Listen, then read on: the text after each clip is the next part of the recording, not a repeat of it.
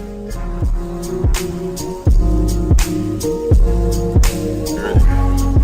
we go.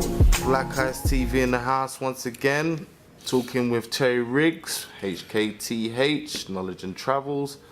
Speaking with Hakim from the Nation of Islam.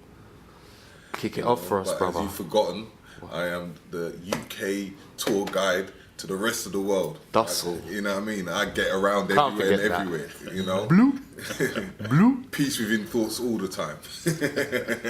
Yes, Mr. Hakim. Yes, sir. Yes, sir. You know, now it's your turn and your time, and we need to get you out there and show you about everybody what you do and what you're about. So just give us a lowdown on where you've started from and how you began. Wow, that's a big question. But thank you, Brother Terry, for this opportunity and the brilliant work that you're doing in getting the information out for our people and setting a foundation of not only from where we've come from and where we are, but also where we need to go. So I'd like to thank you for this opportunity. For myself, I first started to get into, let's say, the work of resurrecting our people and trying to have a positive contribution towards our community and society in general, was through the teachings of the Most Honourable Elijah Muhammad and the example laid from Minister Louis Farrakhan and the Nation of Islam here in the UK, which inspired change within myself and galvanised my thoughts and then made me reflect on what my abilities could be.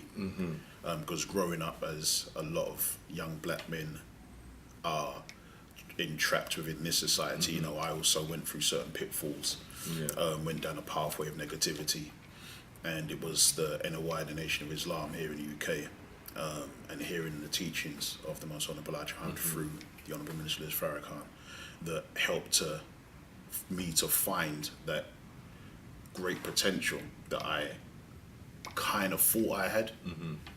But the entrapments of this society kind of didn't make me believe I could fulfill until I came across these teachings. And so in the early 90s, that's when the transformation happened for me.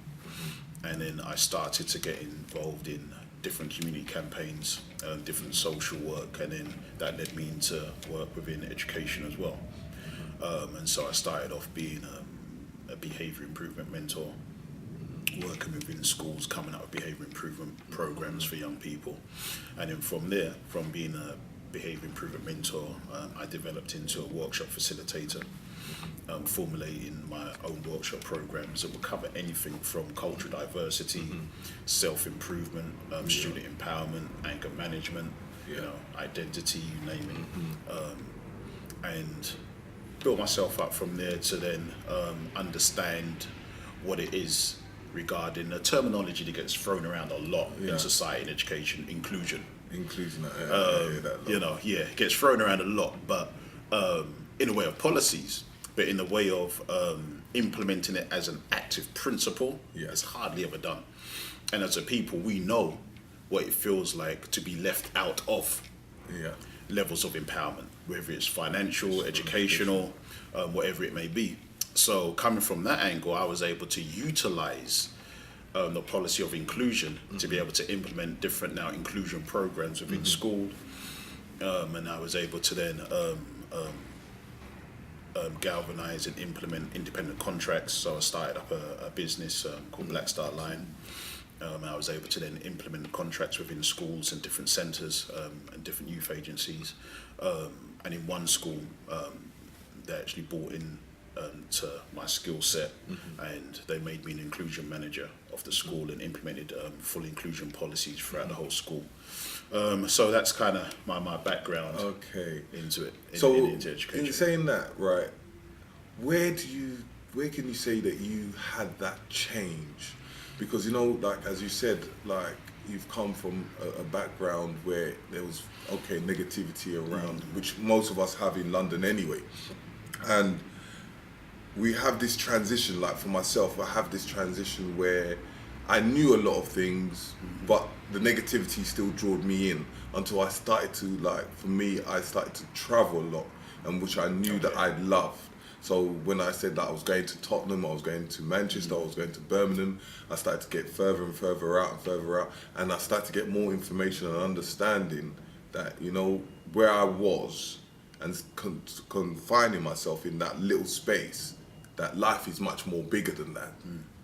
So I felt that I had to make a transition. Okay. So where would you say you was at that time?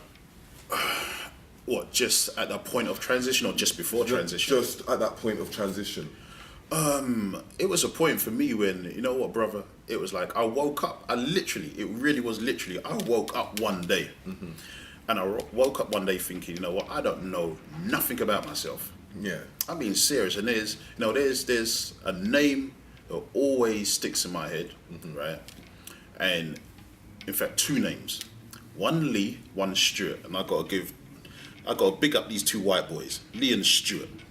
The reason why I'm saying that is because one of them, Lee, it was when I was in primary school, back in the very late 70s, early 80s. And then when I got into secondary school in the early 80s, that was Stuart. So I got to big up both of them because both of them dropped the same thing on me in two different stages of my development within school. You know what they both dropped on me? What's that? We was having an argument one day. And both of them drop at two different stages of my life. But what do black people do? What have black people done, eh? They ain't done nothing. We always hear that in school. We do everything. We've invented everything. Seriously, that's what they drop. And you know what? I actually had nothing to respond back with back then. Nothing at all. Yeah. And Stuart, you know, he actually gave me a little squeeze. He actually, whoa, yeah, you look good at sports. Yeah. And I think I'm as good as my witness. And there was nothing I could come back with. Nothing. And then one day, I actually woke up this was in the very, very early 90s. And literally, I woke up out of my bed, and for whatever reason, they popped into my head. And it was just after, what was it? I think it was a Sunday morning. And it was just after a weekend of raving, drug binging, gal chasing, serious. And that Sunday, I woke up earlier than what I normally wake up, because normally you ain't waking up till 3 or 4 o'clock for the rice and peas. When you done that heavy weekend. But I woke up. It was man, Sunday morning. I woke up and I thought they just popped into my head. And I thought, you know what? I don't know a damn thing. And I just got fed up of that life. Yeah. I got fed up of the lifestyle that I was living. And I thought, I need to learn something. Yeah. And it was that same week that an ex-brethren of mine called Gordon, he introduced me. This is when Public Enemy, It Takes a Nation of Millions to Hold Us Back, when they first dropped the album. And he was like, you need to listen to this, brother, man. And he played, which track was it? Night of the Living Bassheads, where you got the speech of Khalid Muhammad right at the beginning. Have you forgotten that when you was brought here, you lost your language, your religion, your culture, and so forth. And many of you, by the way you act, you even lost your minds. And we just kept rewinding that one piece back.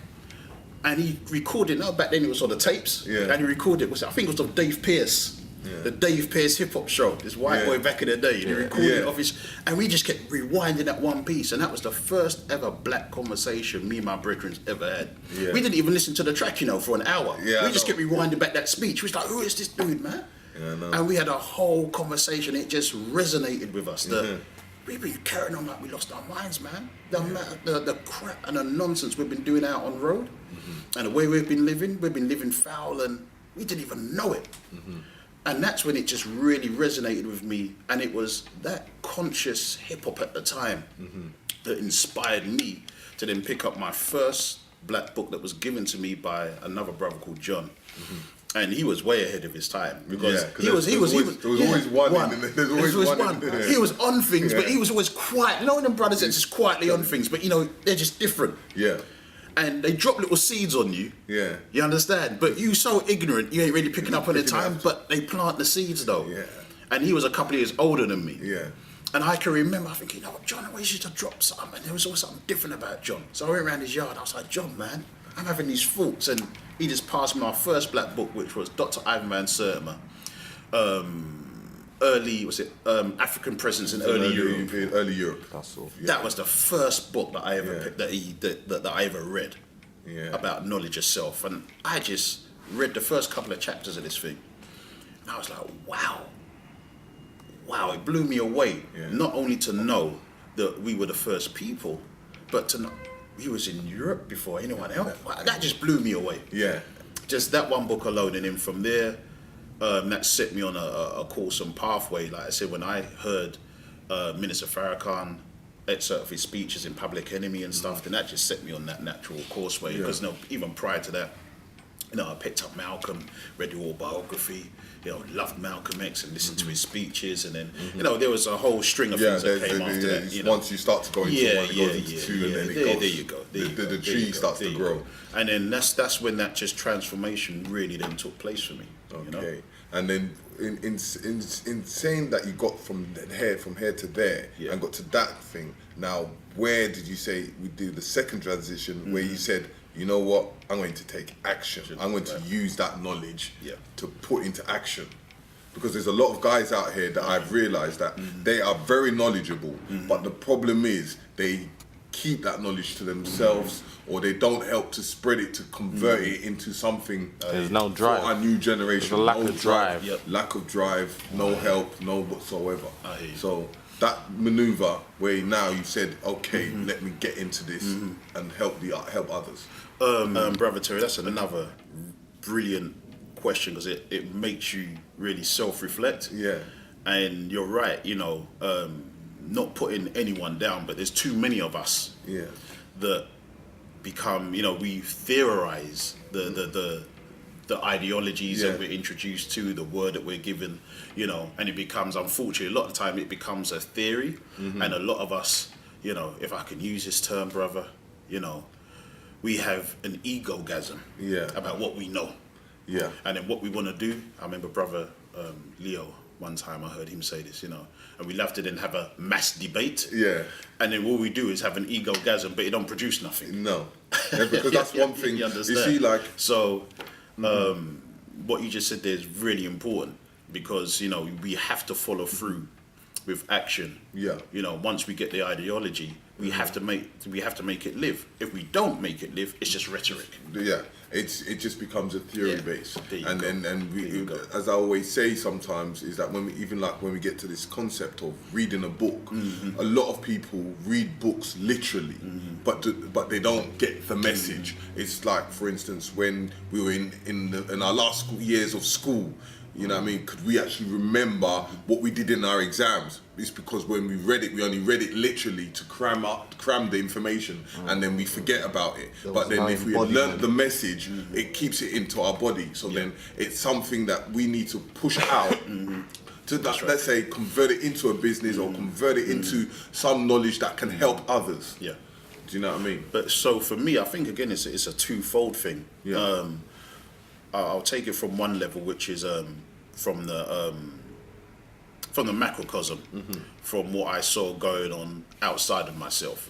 So in one sense, I would say that I was very, very blessed, and this is my viewpoint, but I was very blessed that even though I was going through a personal courseway of study and change, and it was very personal to me, again, when another brother by the name of Mark Eversley, when he knew the change I was going through, and I just used to watch the Minister Farrakhan's tapes with a group of friends or at home or whatever, and then he turned around and said to me one day, when I was actually on my way to the British Museum to do some studying, and he said, there's Nation of Islam meetings I've started to go to in Brixton, and I was like, right, the nation's here, because I always thought nation was an American thing, and I'm like, they're here, and he's like, yeah, and I thought again it was the Nation of Islam from America that had come over here. Yeah.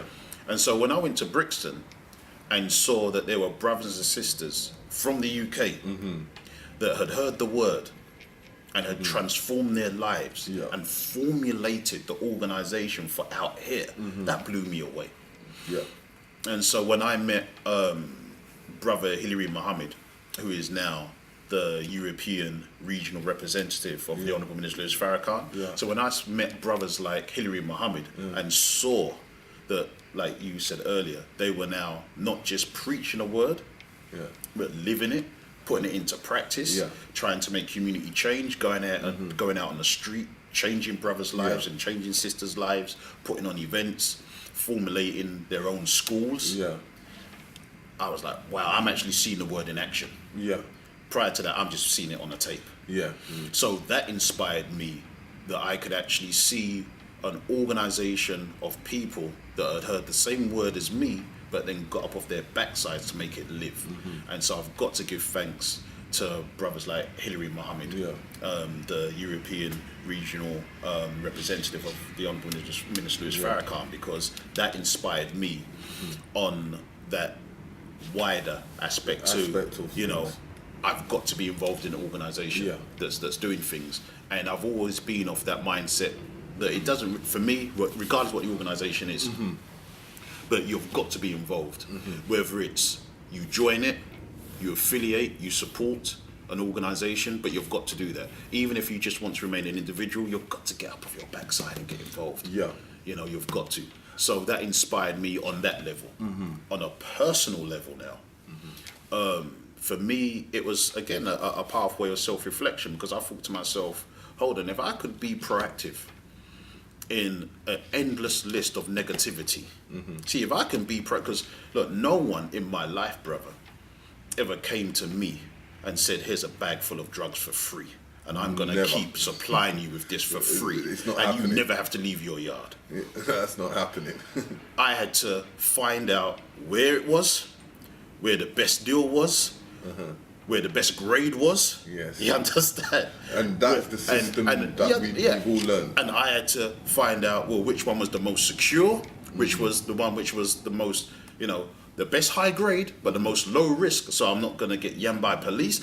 A lot of work went into it. A lot of pride. You know, I was being very proactive. Your school skills come into in my negativity. You understand? If I wanted to go out there and check this girl and check that girl and check the other girl, I had to make sure that their pathway wouldn't cross. I could not sit in my yard and just have them come to me. That wasn't going to happen. No. I had to go out there and find them. Yeah, exactly. I had to know which was the best club to go to, which was the best house party, who was friends with who, so the pathway wouldn't cross. Am I giving this one my number? Boy, I have to remember your name, so I've got to put you in the phone under a certain code so I don't call you by the wrong. That's a lot of work. That's being really proactive. That's using a lot of energy and brain power for a lot of negativity. And that's why I've always said to myself, is at the end of the day, you know, when I was doing all that negativity, and I said to myself, what's the difference between doing that negativity and putting it into a positive? There you go.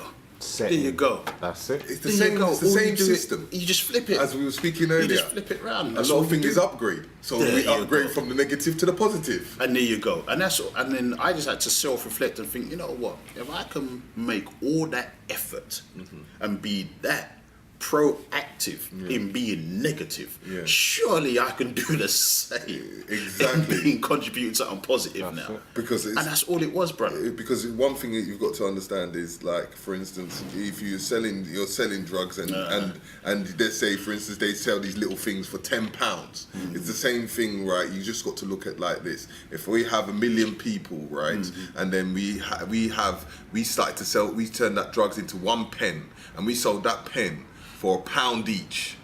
If we have 1 million friends, how much would you have in your pocket?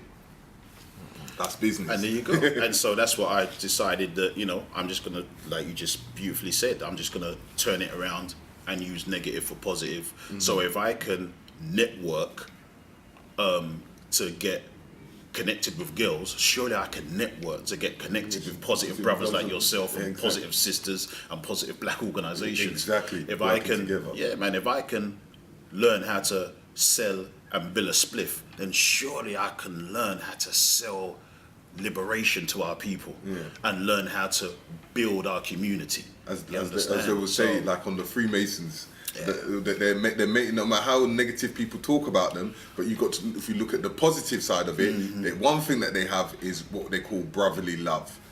They support one another. So if we put that in our own personal system and say brotherly love, then we can work and move forward. But so and that's what I just decided to do that's just on a personal reflection level. And then I removed all excuses from myself, and that's important. Because sometimes we love to give ourselves excuses. You understand why we can't step forward and do this, why we can't step forward to do that. I'm a bit scared here. And again, you know, when I've been taught a brilliant reflective wisdom when I heard Minister Louis Farrakhan say that, look, you know, in our development, as it says in the Holy Quran, at one time we was nothing to speak of. We was just a watery substance. And when that sperm met ovum, but before the sperm was able to meet the egg, you know, it had a perilous journey. Of course. You know, when it was released into the womb, that's not just a nice, warm, welcoming environment. No. You know, you got to swim against the current. Yeah, because the current is pushing you the other direction. Gravity is also pushing you down. But as the sperm, you got to swim up. That means that you had to be one of the strongest. Exactly. You got to race against millions of others. That means you got to be one of the fastest. And when you meet the egg don't just open up and say, yeah, come in. It's protected by a membrane, a protective wall. So you got to bang, bang, bang, bang, bang that keep on egg knocking to get in. That means you have to be one of the most determined. Exactly. And so you had strength, you had speed, you had determination to come about into existence. And then that egg has to find a firm resting place against the womb lining, so therefore it's not miscarriage in its development. And then after 9 months, you got to go through a space and an opening that's like 5 times smaller than what you really are. Exactly. So then, you know, your head shape has to change, and you're traumatized going through all that pain and through all that blood. But you know what? As Minister Farrakhan says, when you needed to be free, Mama couldn't hold you back. Exactly. Doctors couldn't hold you back. You was coming regardless of who said you're not ready. But when you was ready to come forward, brother, you came forward. And then you was born into the world through that determination of freedom, of being now liberated. Because you was attached to a system, but now you outgrew that system. You came into a time of development where now you had to break free because that system was no longer for you.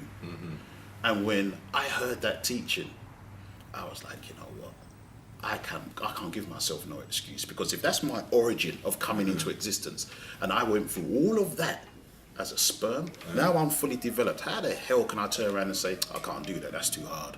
I can't achieve that, that's too hard. My very origin tells me that I'm supposed to go through and achieve to the best of my ability through struggle. Struggle is what brings out the best out of me, so I can born to be free in anything that I choose to. Like a lady that told me, her name's Shireen, Sister Shireen, and she was saying to me, like, it's amazing what a diamond, when it comes out of the ground, what it goes through to what you get at the end result. That's right. So it goes through a lot of beating. That's right. And this is what life's about. We have to go through it. There's no ways around it or trying to jump over it. You have to go through that beating of life to actually retrieve its rewards. That's right. That's right. Do you know what I mean? And so that's what stopped me from giving myself that excuse of not stepping forward, of not being proactive. And then when I realized that, then it's that other C word I realize I have to live by. And that C word is like a swear word to a lot of us. And that C word is commitment.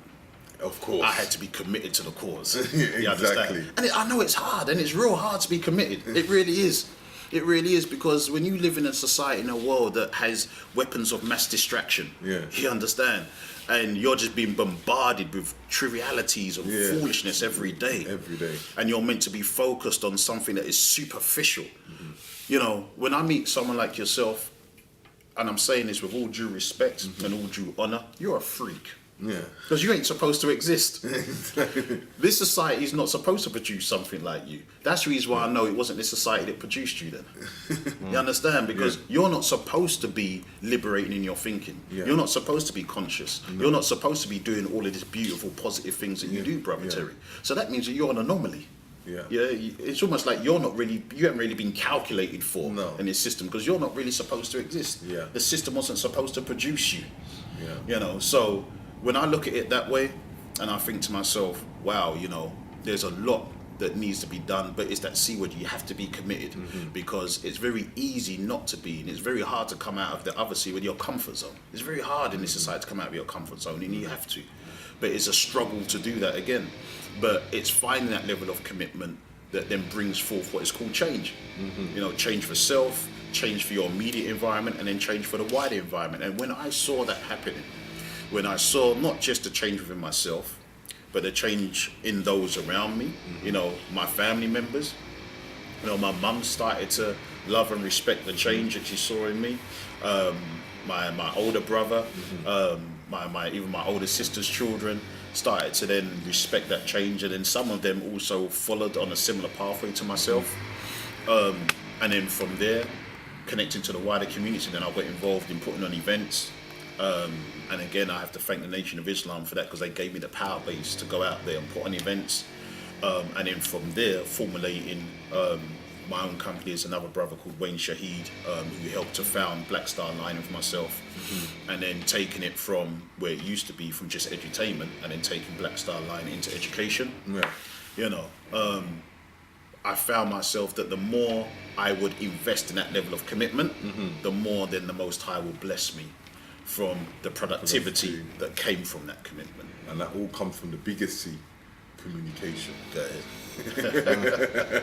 Yes, sir. Yes, sir. Yeah. Yes, So sir. now we've got to that point of the Black Star Line.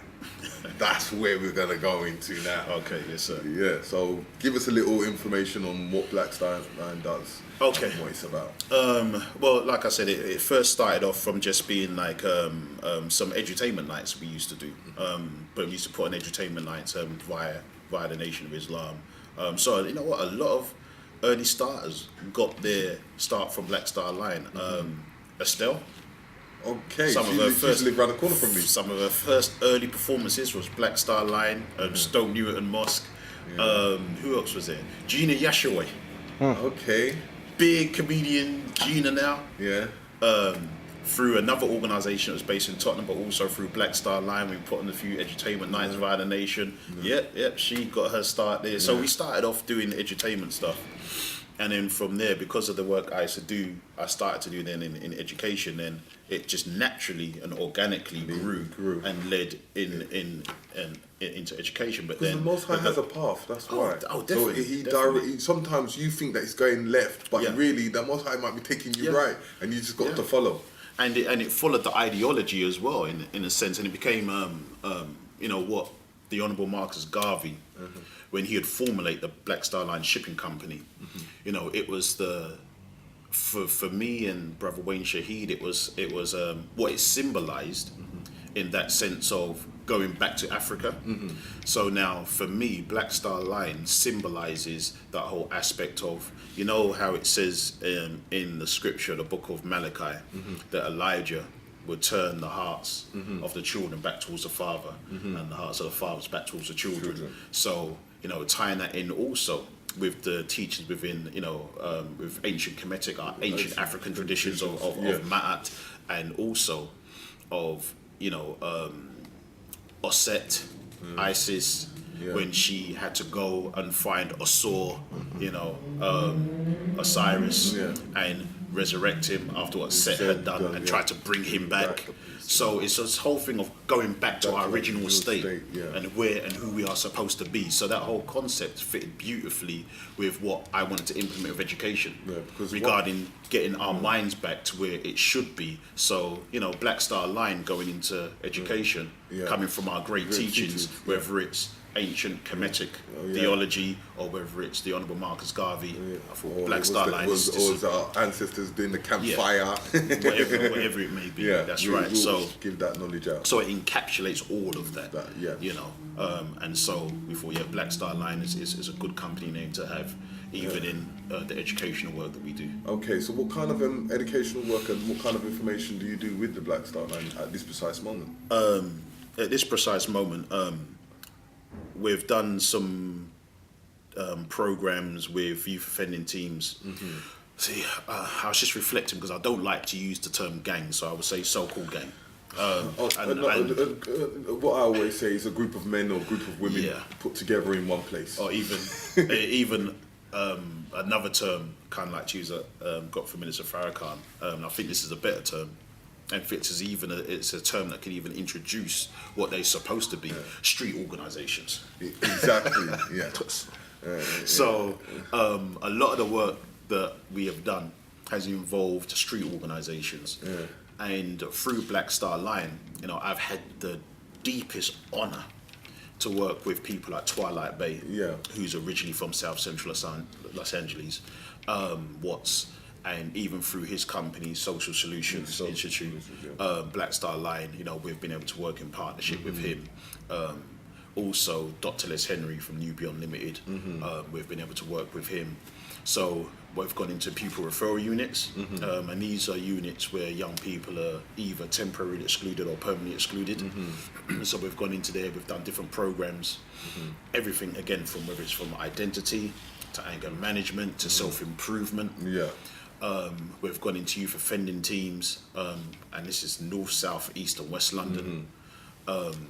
Also, obviously going into schools, mainly secondary schools. My work doesn't really cover primary schools as such, but there's other brothers that I work with in Black Star Line where they will cover primary school. My work is mainly secondary schools and up. And recently, over the last couple of years, going into colleges, universities, and delivering lectures as a part of their overall modules, especially students that are studying or trying to get a degree in youth engagement and social work.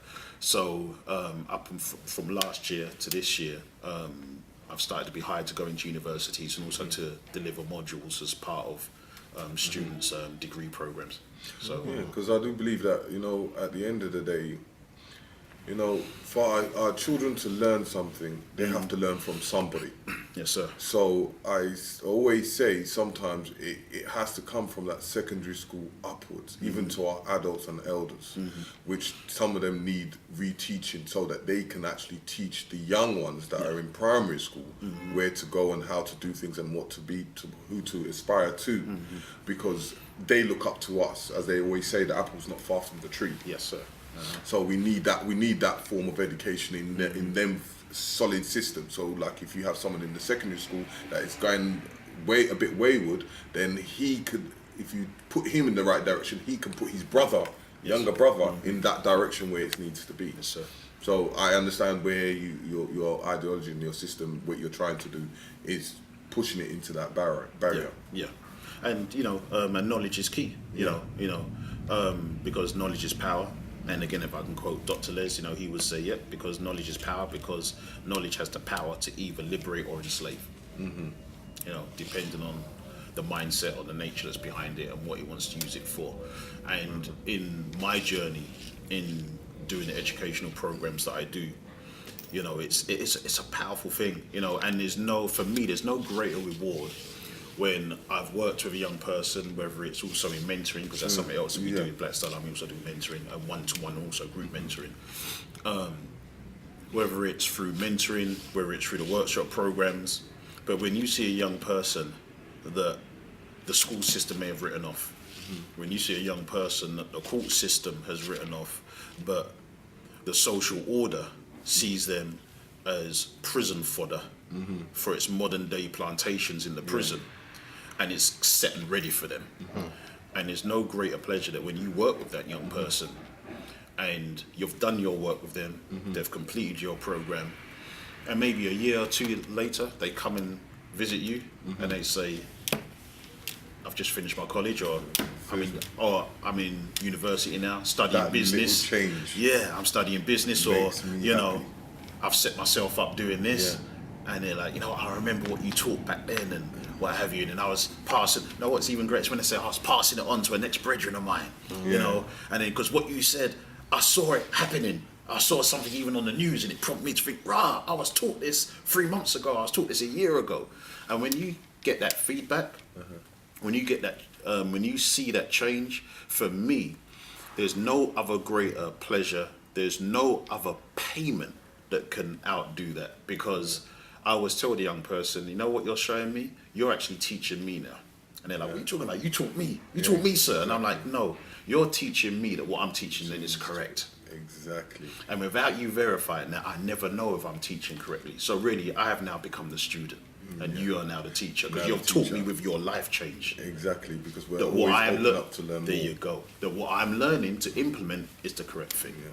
As I always say to people anyway, the best advertisement, because I do advertisement myself, and the best advertisement that you can ever do, it's not even flyers, it's not even adverts, it's referrals. There you go. Because once that person spreads a word to another person, then it spreads. There you go. As I was saying earlier, like I wanted to see you know, like everyone has their faith Yeah. and their path and their direction of what leads them, because at the end of the day, it's to get to that Most High and having that understanding. And you're going through this thing of Nation of Islam, and this is your path. So, if someone wanted to understand it in a much more better way, and you wanted to show them through what you've been through and the understanding, how would you kind of explain that to the general public? Okay, again, thank you for that question. That's a it's very deep, very profound, very self-reflective question. I like your questions, you know, brother. Seriously, man. You need to have a TV channel, for real, man. No, this is a serious question.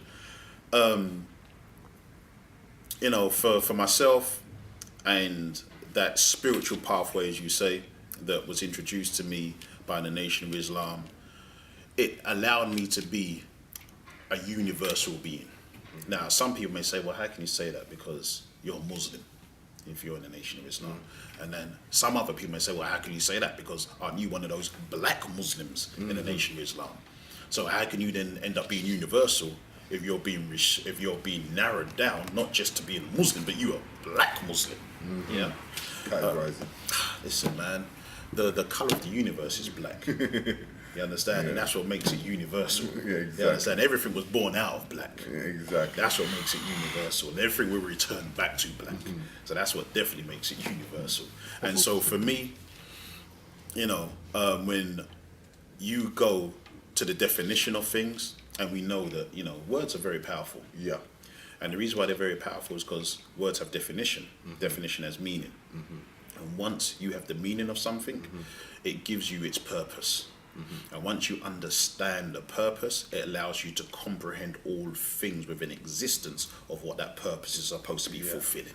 Yeah. You understand, brother? Yeah, I get that. So when I remove the language barrier, and if I use the definition, so if I throw out the word Muslim, let me remove the language barrier and let me look at the definition. Muslim means one who submits their will to do the will of the Most High.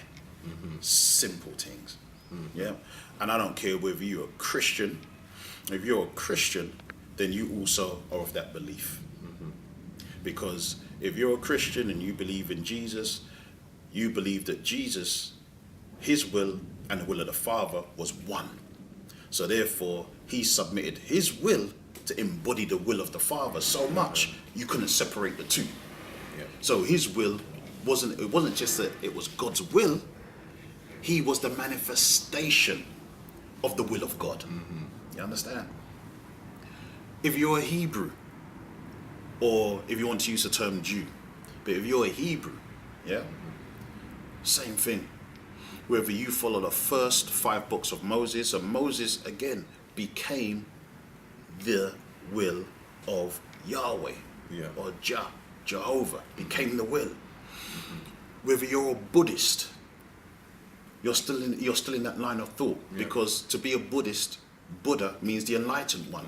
So you've got to align yourself with enlightenment, become one with enlightenment every day of your life, so you can stop repeating that cycle and you reach nirvana, a state of heavenly being, a state of heavenly existence, in that oneness with the overall power of peace and harmony. So for me, if I remove the label and look at the definition, and we can even go back to Yoruba traditions, and you would find that same meaning there. See, there's one thing that I've learned and I've kind of grown up on, is a thing of when you remove the word God and call him the Most High, because when you look at every system has a level. Go ahead. And there's only one Most High. Go ahead. So now I remove that word God away, then you can't fight it to say, oh yeah, you believe in gods or you believe in this, or because it's the word. That's right. Now that I'm saying the Most High, you can't categorize him. That's you right. can't put him as an image. That's right. Do you understand? And That's this right. is what people like to label things. So this is why I can understand that. That's right. And so this is the reason why I said earlier about it allowed me to become a universal being. So I can see that in Yoruba traditions. I can see that in ancient Kemetic traditions. no matter what the traditional faith is around the globe, if I remove the labeling of the word and look at the definition, there is the oneness there. Yeah. And it's that level of teaching and understanding that I got from the nation that allowed me to have that spiritual oneness in within myself and then with all other people and all other faiths that they also have. And brother, and I'm going to say this, and I know it may be controversy to some people, and again, I know my Muslim family out there that are of a different Islamic ideology, Yeah. and even others. But, you know, when I came across the teachings of the Most Honorable Elijah Muhammad, and how it was taught by the Honorable Minister Louis Farrakhan, and when I heard, you know, in the teachings that the black man is God, I was like, wow. But it's true. That blew me. I know, but brother, no, with the path where I was first coming from, that blew me away. Because this is what I always say to people. I mean, that blew me away, brother. Because I mean, I'm coming from a pathway of understanding myself culturally and as African and what have you, and all that was beautiful. But then when it was taken all the way up to you know what, you're an African, but you're God. Yeah. To me now, it was like, wow. I had to soak that in for a minute, and I thought, wow, you know what? That's one heaven of an identity to have. You understand? Because one thing I've always said to people, right, is it's like a big, massive puzzle, right? And if you take each little puzzle as gods, right, you put it all together as one. That's the Most High. See it there. And so, brother, look, you know, when you said about even the term and the word God earlier, I mean, I know you and I are using the European, the English term for it, but even if we go to its etymological root and what have you, and even if it's Germanic root or whatever the case may be, and, you know, some of the definitions we can get for that is that God means the force or power that should be worshipped, or some linguistic scholars say it means force and power. Yeah. So again, if I remove the label and take the definition, exactly, it's like when I'm hearing the black man is force and power. Yeah. See, to me, that's become beautiful now because I now want to associate myself. See, that means that my whole manner, my personality, my character should exuberate that, should reflect that. And in the tradition of Islam, we say that Allah has 99 names or characters or attributes. And this is no different to when we go to the Medjugorje, and we look at our ancient traditional beliefs, and we know that the Medjugorje are just different manifestations of attributes and character, of whether it's Amanullah Pitta, whatever label we want to use, but Amanullah has different attributes and characteristics that are combined. When we look at the theology, the ancient Kemetic theology of the Summon Bohem, the supreme good, then we know that even in ancient Kemet, you had the terminology of the all within all. Exactly. The all within all. So then, when I look at those characteristics, and whether it's in Islam, or whether it's in Christianity, or whether it's in Hebrew Judaism, or whether it's in ancient Kemet, and you know, we see the Most High, as you said, has all these characteristics of the wise, the knowledgeable, the sovereign, the ruler, the generous, the kind, the merciful, the compassionate. Aren't these characteristics I can have? Exactly. So if I then tune myself into that and reflect that, you see, my name is Trevor Hakim. Yeah, my first name Trevor. Yeah, but Trevor disappears. Yeah. Trevor ceases to exist. Exactly. I take on board those attributes. All you see now in front of you is God in a person. That's a person that's got the message instead of taking things literally. And so that's my spiritual pathway. That's what I try to be. And I think that if all of us then try to be that, then when I see you, brother, I'm not seeing Brother Terry.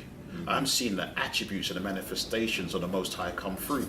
So Terry disappears. Exactly. I'm seeing the Most High. Exactly. I'm seeing Brother Richie. I'm not seeing Brother Richie. No. What I'm seeing is the divine attributes of the Most High come through. And can you imagine if 7 billion people on the planet focus on doing that? you no longer see human being, you now see supreme being in the oneness of human family on the whole planet Earth. And it stops being planet Earth, it now becomes planet heaven. Yeah. You understand? Because all what exists is nothing but God. Yeah, and that's why I always say peace within thoughts always. Exactly. And that's my spiritual pathway. You know, to stop being from disagreeable being, because you know I was a disagreeable being because I was opposing what was positive and right at one stage of my life, and then, you know, that evolved me to being human being, and then from human being I'm hoping that I can evolve to be supreme, to reflect supreme being, and being supreme being, you just universal being, because you nothing but spiritual being. Because that's all what you see walking and talking in the flesh is that spiritual existence. Does that make sense? Yeah, Definitely. Reflection eternal. There you go. So that's my pathway. Same thought is like, now we kind of seen the spiritual path, we've seen where Hakim is and how far he's been and how far he's gonna go. But where do you see yourself from 5 years from now? Okay. 5 years from now, I see myself doing exactly what I'm doing now, but on a higher level, whether that's organising community events here in the nation, which, you know, we have community question time and other things going on, working with Minister Hilary Mohammed, that's, you know, he's allowed me to have a powerful base to work from. The development again of Black Star Line, do more educational programs. Where I see myself 5 years from now is doing the exact same things, but with a high level of achievement. Now, the reason why I say a high level of achievement is this, brother. I know, and it was from the passing when we lost Father Mandela, and that made me start to reflect on something.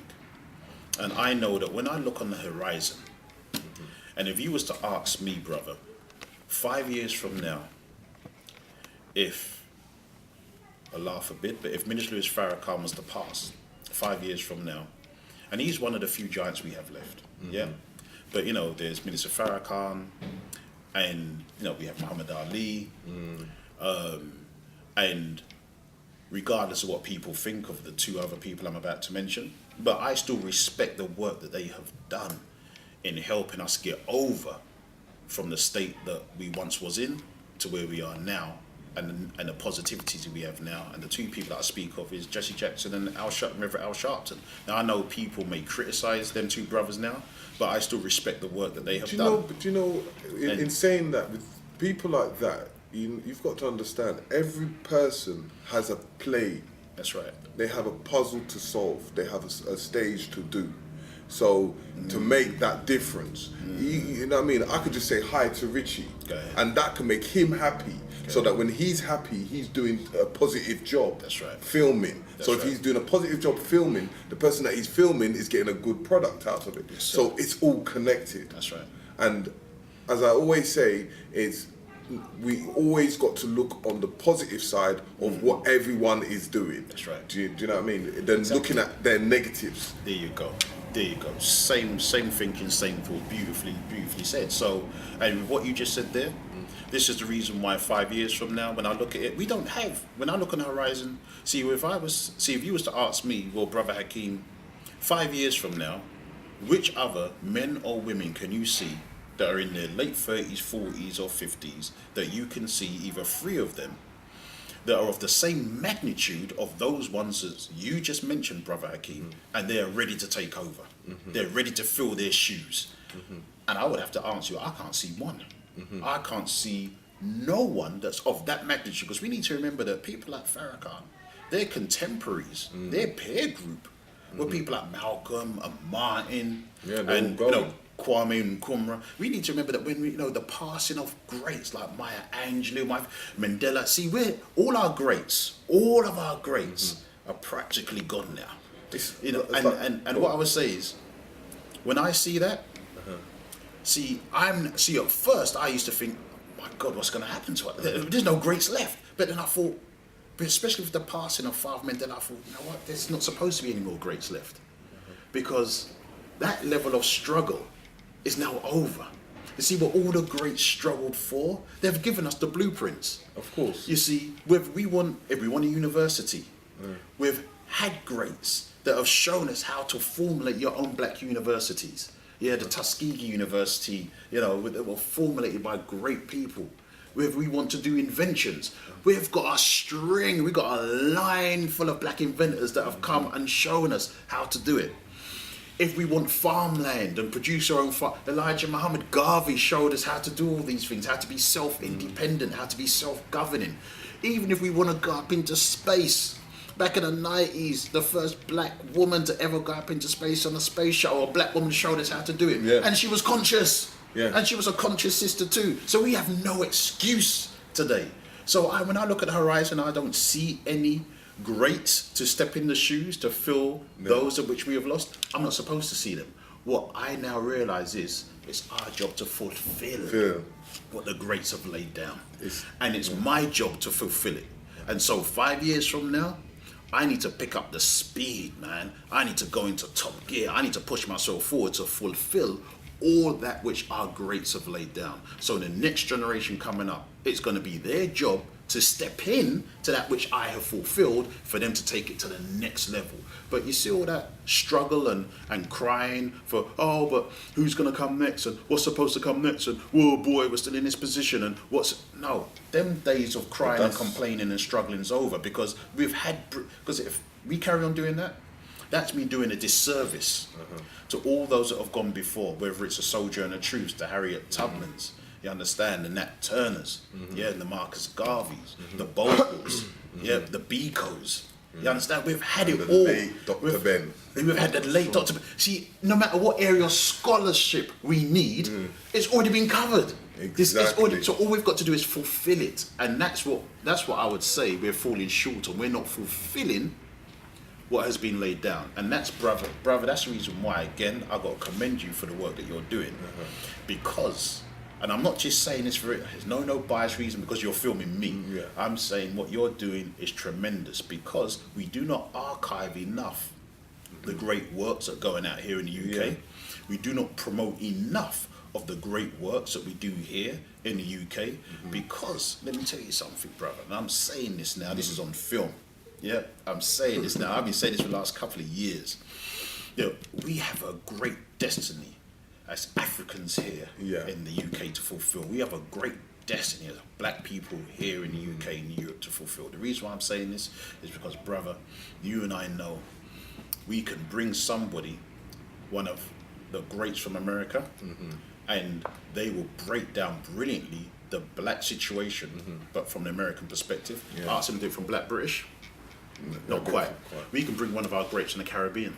Same thing. We can bring one of our greats from the continent of Africa. Same thing. But you see us here, we can break it down from a black American perspective, a black Caribbean perspective, a black African perspective, and we fling in the British European one too. We've got a great destiny to fulfill here.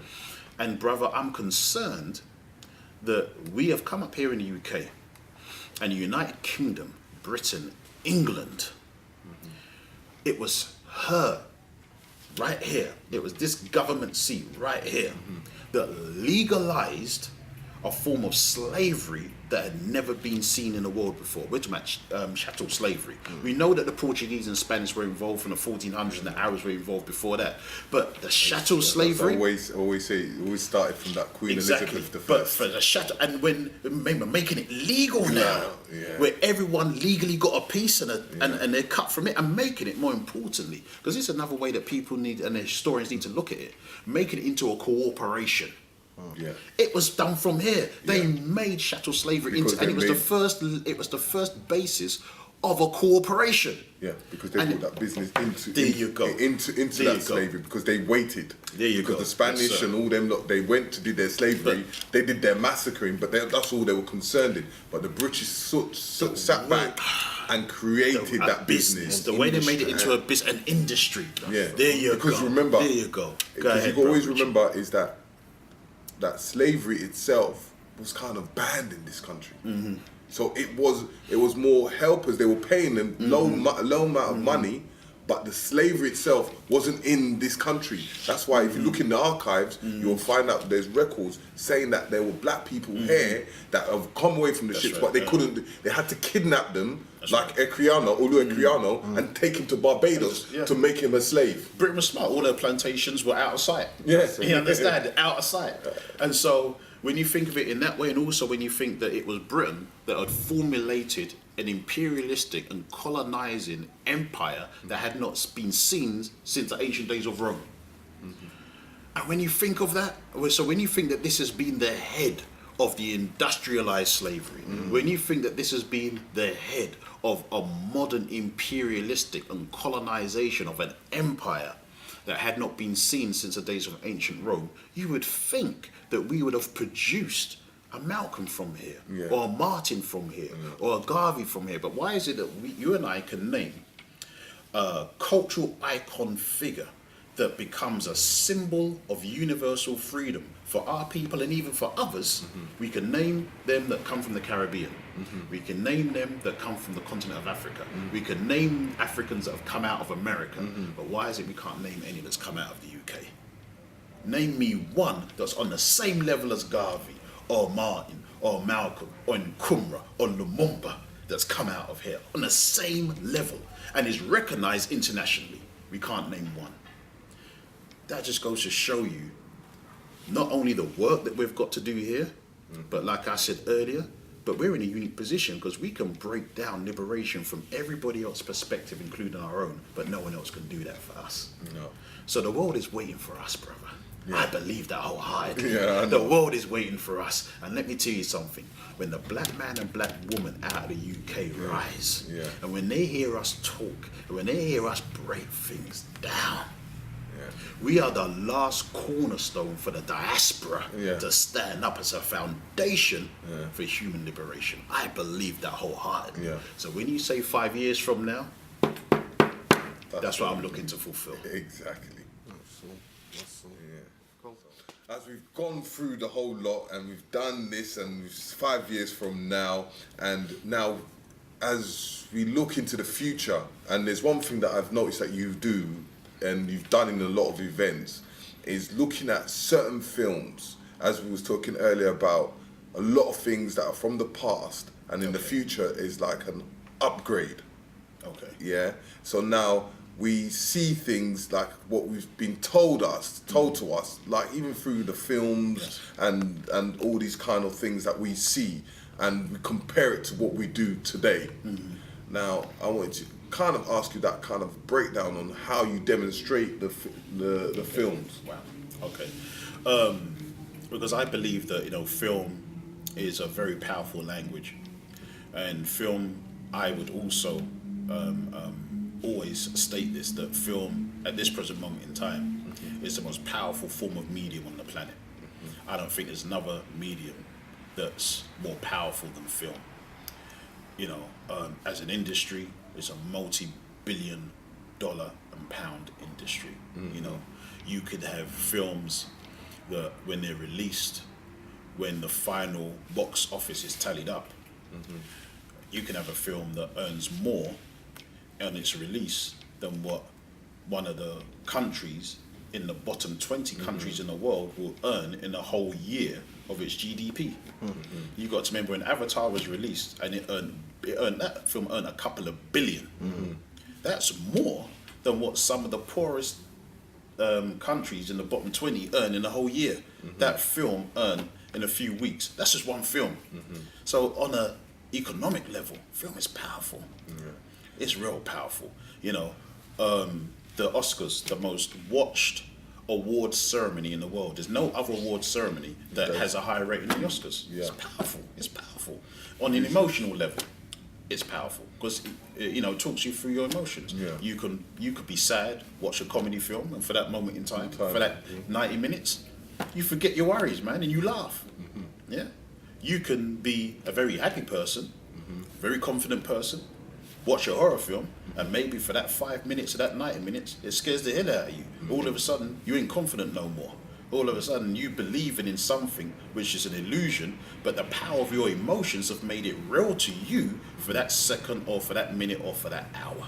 Film is very powerful. That's why we need to use emotional intelligence when it comes to us watching film, and we need to become what I like to call a resistant spectator. Yeah.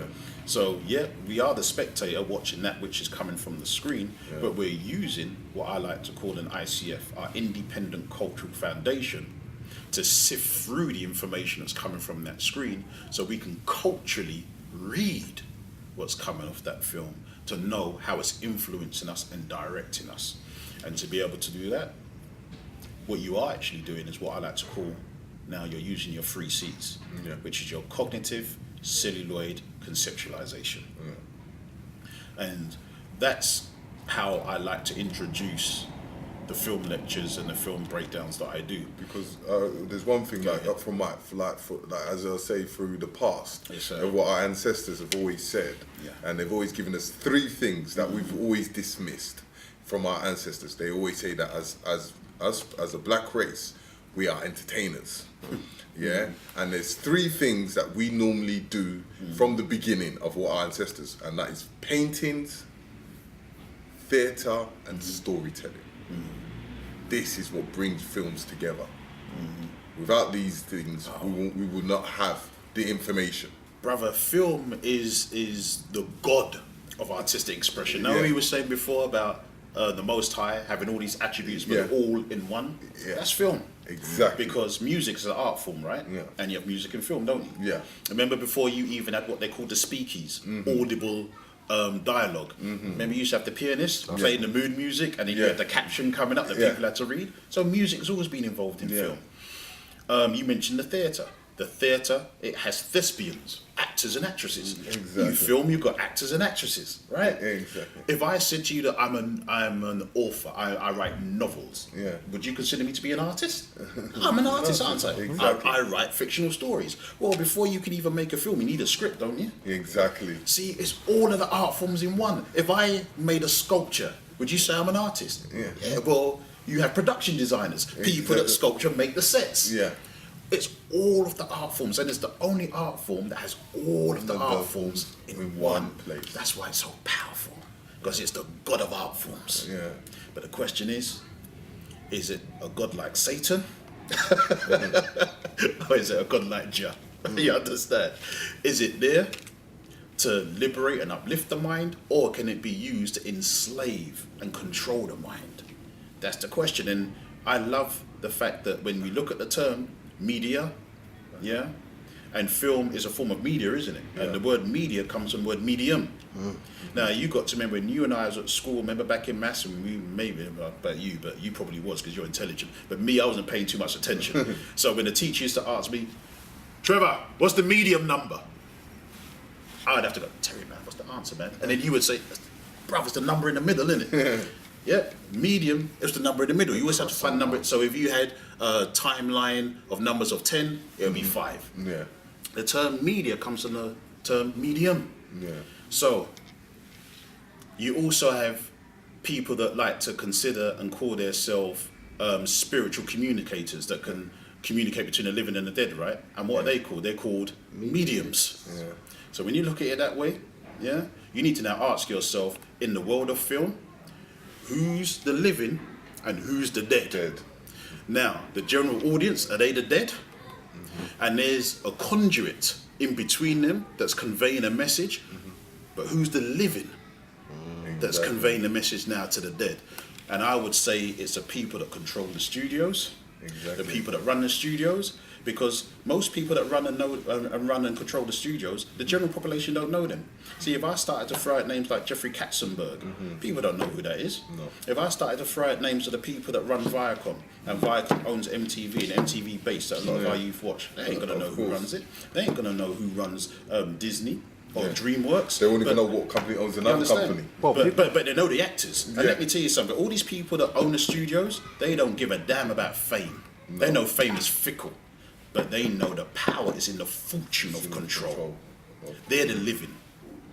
And the cinema that we all see, that square box in our yard, that's the conduit, that's the middle, that's the medium, that's the middle that conveys to us, the dead, the information or misinformation that they want to put out. Of course. because I see it as a form of meditation. Because once you're on the bed, you only end up meditating on what you see. Yeah. So I use film as a tool. So like you, because also it's a tool that, because people like film, especially young people, they like film. So I use film as a tool to be able to also propagate and to inspire our people and all other people, but especially young people, maybe to look into something that they would consider to be boring normally. Oh boy, this is, I ain't interested in that. So just to give a quick example, one time I was working with a group of youth from Hackney, African Afro-Caribbean youth, and they were failing their English module on Shakespeare. So I was like, okay, that's cool, that's all right. And then I brought in 2 films and showed a selection of scenes to start breaking things down from. One of them was The Godfather, because I know that, boy, they're into their gangster thing. Yeah, they loved it, And I showed certain scenes, especially that scene out The Godfather where, you know, they're sitting around having that meeting, Don Corleone and it's like, no, we don't deal with drugs, we don't sell drugs. That's not our thing. And then one says, no, we can do it, but we'll just sell it to the blacks. Whatever. So I showed that piece there. And then there's another film called True Romance. The script was written by Quentin Tarantino. And it's a brilliant scene in there with Dennis Hopper and Christopher Walken. Christopher Walken is an Italian Don. And Dennis Hopper starts talking to him about the Sicilians and where the Sicilians originate from. Why at one time you was blonde hair and blue eye, but now you're swarthy and whatever. The reason why is because you come from the Moors, and the Moors are real. And we didn't use the term African, but you know what term he used. But he said no, but we'll use the term African. The Moors, they're African, they're black. I'll give you an example quickly on in saying that on the Moors tip is I was watching the film El Cid. Oh, okay, yeah, Charlton Heston. Charlton Heston, and I always say to him, you know, there's a part where when he comes over the leader and he says, we're going to corrupt the whole Spain, we're going to corrupt all these people, and then he says, but when I come back, I'm going to bring my army from Africa. See, but that's beautiful. But unless you've got, like I said, Independent Culture Foundation, cultural overview, all them things are going to go over your head. It's going to go over your head. So now, with that one scene there, A True Romance, and because you see, the young brothers, they were attracted to the Italian gangsters, all about mafia, right? And then once they're starting to hear this Moors, they're like, so sir, who are these Moors? And I start breaking down the Moors now. Now, before I go deep into the Moors, I show them the Kevin Costner Robin Hood film, Robin Hood, the Prince of Thieves, with Morgan Freeman, who stars as a Moor. And I show them selected scenes out of that. There's one scene where the sheriff's guards are after the character Morgan Freeman. I think his name's Aziz or Aziz. You showed him about the telescope. Right. You see, the brother Richard's got it right there. First of all, you see him grooming himself. Now, I say, see how Moors, I tell the youths, see how the Moors like to keep clean? First of all, he's grooming himself. Then he takes the glass, he wraps it in some leather, and then he invents a telescope. He gives it to Robin Hood, and Robin Hood is so bemused by the technology. He's trying to stab the soldiers, thinking they're close to him now. And I said, listen, look, see, us Africans, we brought technology. That's a telescope. So this is now the science of astronomy we brought to Europe. And there's another scene where, again, Morgan Freeman, Kevin Costner are in the forest, and what's his name? Friar Tuck, the monk, is coming through the forest with a group of guards, and then one of Robin Hood's men says, how many are there? Because they're worried if they can take them. And Robin asks Morgan Freeman, and he counts, and he says, there's 10. And then Robin Hood says, there's only 3. And then Morgan Freeman looks at him and says, what are you lying for? And Robin says, they can't count anyway. That's it. We brought mathematics. No educational system. We brought mathematics. And then the last scene I show was when Little John, his wife, is having a breech birth. The baby's coming out feet first. And he says, don't worry, let me have it. First of all, the friar, the monk, has a go. And all he does is pray and drink. He can't do nothing. And then Morgan Freeman says, let me have a go. And then Friar Tuck says, you got to let the heathen try, the heathen? And then my man now goes in, performs the cesarean section. And then delivers the baby. That's it. Of course. Medical science we brought to you. That's what we did when we went to the Science Museum, where what they've done in a certain way, they've gone through the history in the Science Museum, but they've done one thing very cunning in the Science Museum, is that they go through Egypt. Okay. Yeah, they couldn't miss out in Imhotep. So they said, okay, yeah, do that. Start. Then they went to the Greeks. Okay. Yeah. Then they went to the Romans. Okay. And instead of saying the Moors, Yeah.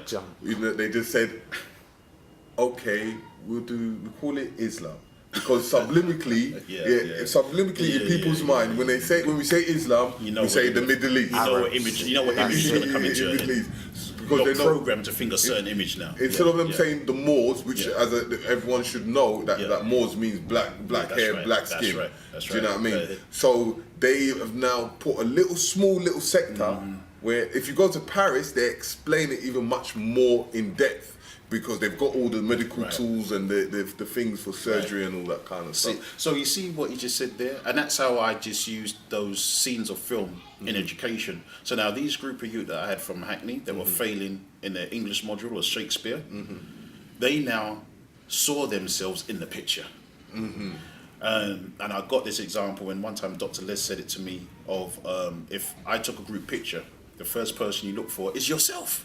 Exactly. Now you look for yourself. Why? Because you have self-interest. It's not because you're selfish. It's because you've got self-interest. You want to see how you looked because you value yourself, and you want to see whether it was worthwhile you taking the picture. Because it was because I look good. Now that means that if you don't see yourself in the picture, so you don't see yourself in a picture of history, you don't see yourself in a picture of geometry, you don't see yourself in a picture of mathematics, you don't see yourself in a picture of literature. That means that someone photoshopped you out of history. Because you think that you did not, or you was not a part of formulating any of these schools of thought or learning. So I put them back in the picture. And when I put them back in the picture, they all wrote a paper on Othello the Moor. And they all got grade A's because they saw themselves in the picture. Exactly. That's how I used film. Okay, because I do that.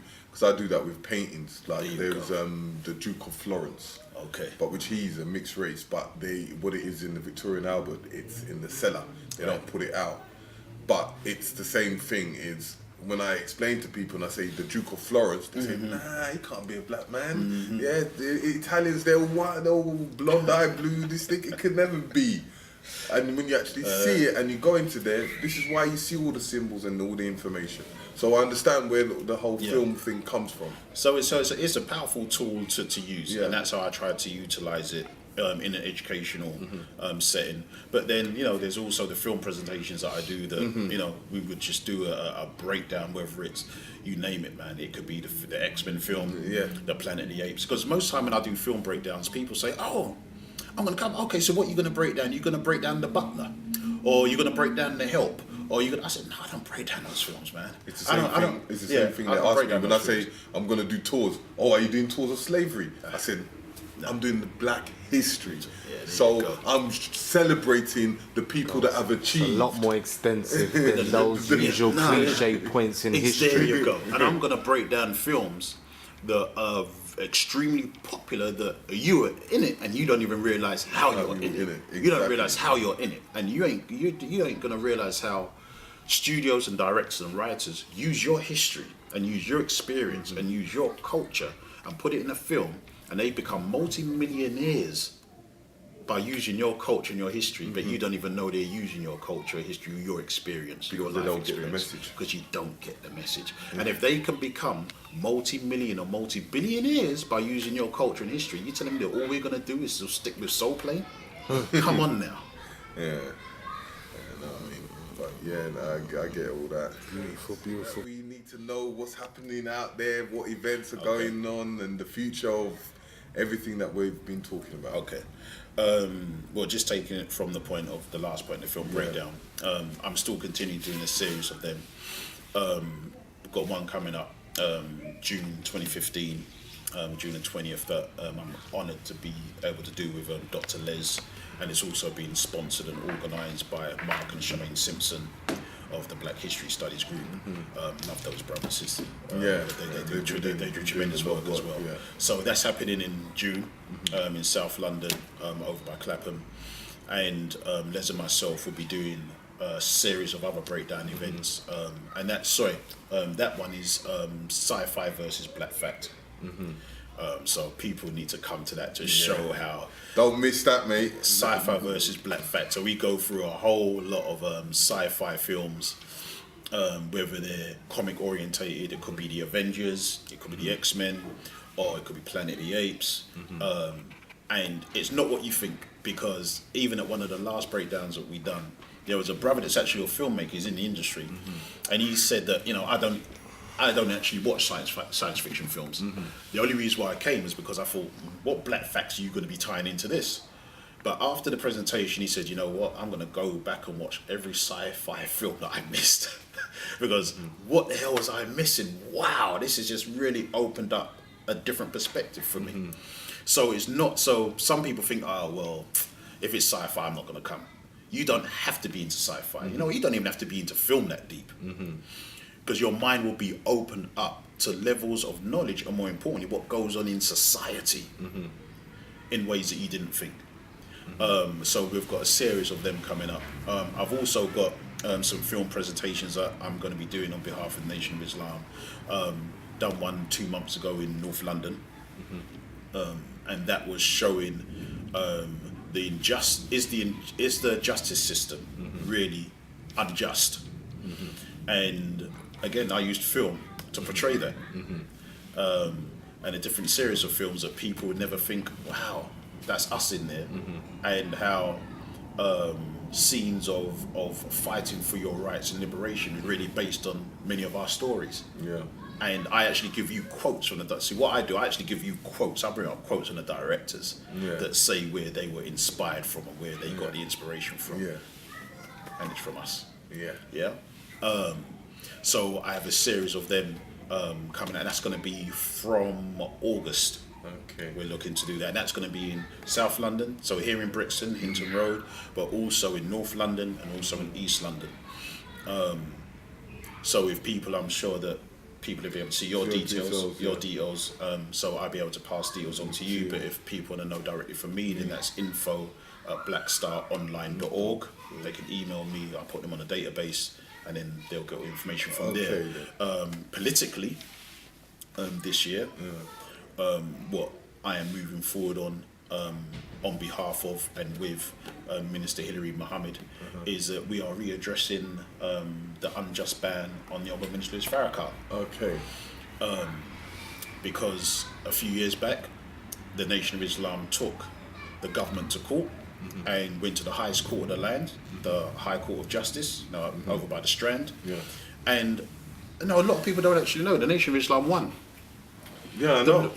See, the Lord Chief Justice, he overturned the ban because he said he doesn't, because the ban was in place because the government said they do not see where Minister Louis Farrakhan is. He is not conducive to the public good. Basically, they said he's not conducive to the public good. The Lord Chief Justice, remember this is a democratic process, isn't it? Yeah. Right. Okay. Just need to double check. Yeah. Right. So the Chief Judge said, well, in all the evidence that was given to him, he doesn't see where Minister Farrakhan, where this is true. Where he's not conducive, he seems like he is conducive to the public good. So he overturned the ban. This judge couldn't see where Minister Farrakhan is anti-white or anti-Semitic, overturned the ban. The then Home Secretary, David Blunkett, remember the blind man with the dog? Yeah. And he's blind in more ways than one. Yeah. He went on the news that night and said he can't believe what the judge has said. And that man went straight to the House of Lords, not to the House of Commons. Yeah. He went to the House of Lords, and they kept the ban in place. But I thought we went through a democratic process. I thought you people democratically set up that court. I thought these judges are selected and elected democratically. So hold on, if we are fundamental, because I'm a fundamentalist when it comes to democracy. That means. Yeah, I'm a democratic fundamentalist. So what does that make you, Blunkett? What does that make you, government? That means that you are a fundamentalist oppressor because you do not care about the democratic process that you yourself set up. You're a hypocrite, like Malcolm said. And I know if the House of Lords didn't do it, then they would probably run to the Queen. Oh no, they did. Remember, brother? But no, they've done it on behalf of the Queen. Remember, what they do is on behalf of the Queen. Her Royal Majesty. Yeah. So you jumped far ahead. See, they're already there, man. They're already there. They've done it on behalf of her. Yeah. They've done it on behalf of her. Now, that makes me also think, you know what? This government are actually better believers in Farrakhan than maybe my own community. They believe in Farrakhan. Because if they didn't, they wouldn't have no problem with him. They'll let him in. That means that they believe in what that means that they're a believer in him. They know what he represents and what he can do. Same thing with Kwame Ture, formerly Starkly Carmichael. He was also banned in the 80s when he spoke out against Thatcher and the government's support of the apartheid regime. See, they've banned our people that want to come here and help to liberate. Minister Farrakhan is one of those ones that they have also banned. So we're looking to launch a campaign this year. We're hoping that you, brother, would definitely, with your brilliant works, get behind it. And we're looking for it to be very broad based. Yeah. So we're looking for different representations to come and get involved, because this is about freedom of speech. You remember what happened in France quite recently? Yeah. And there was this whole argument coming from the Western governments of freedom of speech. Well, okay, if that's correct, I'm not going to argue against you, France. I'm not going to argue against you, Belgium or Germany. And I definitely won't argue against you, British government. Because if you believe in freedom of speech, then let Farrakhan have his freedom of speech. And so if it's freedom of speech for one, it should be freedom of speech for all. Of course. So that's the campaign that we're launching. Freedom of speech for all 2015. Lift the unjust ban. Take a stand to lift the unjust ban. Because he speaks not just for black people, but Farrakhan says he speaks for all of the oppressed. Yeah. So let him come and have his say. And if you don't agree with him, then hear what he has to say for yourself. And the fact that the government has never consulted the black community, or do you want to hear him, means that they don't care about what we want to hear. Exactly. And if they don't care about what we want to hear, but they still want our votes, they still want us to vote for them. See, I don't know how I can vote for you when there is a man that says he can represent me. You don't want me to listen to him. So how do you have my best interest at heart, and why am I going to keep voting to keep you in power if you don't have my best interest at heart? But I'll tell you a slight deeper thing what you've just said there is that it's funny how they don't want this guy to come in. But then what do you know of this guy unless you've been listening and watching and seeing what he's been up to? So that means you're a fan of his work, so you want to keep it to yourself. Right there, bro. Right there. You see, they're Farrakhanites. and that's what I kind of realised, because like even I went with Richie, we went to an event, and the same thing, talking about this Duke of Florence, and it's a big, massive topic. We went to the venue to go and see this thing, and you know what? We were the only two black people there. I went to a Yinkers one of the Yinkers events in the big library. He invited everybody. It was free. It's not even no struggle. Went there. 70 to 80% white. Wow. Or let's classify it European. Right? So then I had to say to myself, what's wrong with our people? These things are out here. They need to know about these things. So I'm trying to elaborate to make people see, but at the same time, it's like they know, but when it's time to let's stand up and do something, we don't see them. That's why even the Respiration March, I was kind of still slightly shocked because of the amount of people that came. Because I thought that people would say, you know what, I've got work tomorrow, I can't do that. That was a beautiful day. Like 3,000 people came out on that day. And you know what? The Rastafari movement again are looking to set another one for this year. And again, we would look to support them definitely with what they're looking to put forward. And speaking on that, in fact, here Minister Hilary Mohammed working alongside with the Global African Congress UK, Brother Glenroy Watson and Abu Akil and others, are helping to formulate a reparations commission for here in the UK, because one doesn't exist. So again, working alongside with the Rasta brothers, and they've consulted with brilliant people like Esther Stansford and others. So that's something else that I'm involved in. And so when you say future plans, that's something else that this year that we're looking to make more solid is the Reparations Commission this year as well, which again ties into the whole ban on Minister Farrakhan, because right now what we have been doing for the last century and a half is repairing ourselves. So reparations has already happened. Yeah. It's already been happening because Yeah. what you're doing right now is reparations. You're Yeah. repairing the damage of what Exactly. was done to us. But what we're looking to do is give an opportunity to the open enemy that brought the damage in the first place to redeem themselves. Because even if they choose not to take the opportunity, our work continues. But sometimes, you know, when you've got to give a reprieve and you give someone that has done something wrong the opportunity to turn it around before you fully condemn them. So I would strongly recommend that the powers that be, the European powers, take the opportunity to bring forth reparations before we bring forth condemnation. Because when we condemn, let me tell you, I don't believe in no spook power. I believe in a real power of the Most High. And when we now condemn, when we say this thing is going to fall because we gave you an opportunity to step correct, But you to know- redeem yourself. You know one thing that makes me laugh about that, right?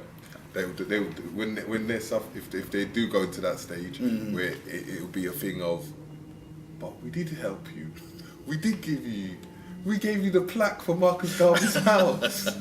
We put all the things in the museums for you. We did everything. All you had to do was search and find. I hear you, brother. I hear you, man. So I get the whole story and all that, but it's for us to realize and understand and open up our eyes and see what we have out there and for use that knowledge to create something as a form of For real. business. And But that's all self-repairing. Yeah. And and I would say that they've never given us anything. Everything that's come, we've always fought for. Yeah. They have never given us anything. If the fact that this country has equal opportunity rights, they didn't give us that. We fought for that. Of we course. rebelled for that. We so-called rioted for that. Yeah. You understand? Nothing have they given us. We've always protested, we've always petitioned, we've always demanded or commanded or put in place for them to give it up. They've never, because brother, let me tell you something, if they gave it to us, we wouldn't need equal opportunity rights in this country to protect us, because they don't have to go to Barbados, they don't have to go to Jamaica, they don't have to go to Ghana, they don't have to go to Nigeria and have equal opportunity rights set up for them to protect them because they've got white skin. Because it's given to them. You understand what I'm saying to you? Yeah. We came here at their beckoning, and they ain't given us a damn thing yet. Everything that we have got, we fought for. And everything we fought for, every other race and gender also benefited from. Yeah. But we are still being left at the bottom of the pile. You understand? And we're still trying to repair ourselves. So we're just giving them an opportunity to come correct. Where, this is your chance to redeem yourself. But if you don't want to redeem yourself, condemn. Because that's why, well, Cool. that's why, as I always say, as a music artist, and I always say to them is, how do you get your music out there if you leave your music on your bed? You understand? And this is what they do. They, as I said, like they have they have our presence that they want to give us, but they leave it at home. But they There say you they've go. given you the present. There you go. There you go. So it's piled up in their storage, Yes, sir. and everything is there. But sir. at the end of the day, it's for us. Yes, So sir. you know what? We don't need your presence. We need to create our own presence and that and spirit develop is it correct. and make ourselves as a big one race, one person, one. And that do for self spirit that you've just said, that's the key at the end of the day. Yeah. That's the key at the end of the day. So, brother, regarding the future, that's all the things that I'm looking to do in the future. And like I said, but the key thing also politically for me, even though, it's also supporting great brothers like Brother Rashid, Brother Kingsley Abrams, and they're running for political positions in office, and we've helped as an Nation of Islam support them over their campaign. But the big political move for this year is for us to galvanise the campaign regarding the unjust ban on Minister Louis Farrakhan, and doing that under the leadership of Minister Hilary Mohammed. Okay. It's nice talking to you, Hakim. Bruv. Yes, And sir. there was good information that we had today on the Black Ice TV, H.K. Knowledge and Travels, and Brother Hakim and his Black Stars. Black Star Line. So Starline. that's info at blackstarline.org. Okay. Cool. Thank you, people, for listening, and thank you, Hakim. Thank you, sir. It's been And by the way, My father called me Hakim as well. Oh, really? It's a wise man, clever man, he's got good taste and style. Yeah, that was a beautiful interview, man. Looking forward to the film breakdowns. Black Ice TV will be there in the house following that, and Beautiful. we'll definitely be talking again because I want to go into a few of the films that you do break down, if possible, in the future to come, 100%. and maybe get some of these presentations out on the camera, so That'd be as I beautiful, said, brother. the wider public can view it, see sir. it, decipher the information, Yes, sir. and they understand and make some good out of One this. picture for the Thank family. you, thank you, thank you, thank you. Yeah, so big up every time. Yes, sir. Yeah, this is Black Ice TV in the Nation of Islam building in Brixton with my brother Hakim, our brother Terry Riggs. Yeah, The UK tour guide for the rest of the world. awesome. Peace within thoughts always. I'm out. So, and you know what? Furthermore, before we even come up this shot, let me just come round here so I'm on the camera with my brothers. Yeah, big up. We're doing this thing every time. Yeah, Black Ice TV every time. Peace. Peace.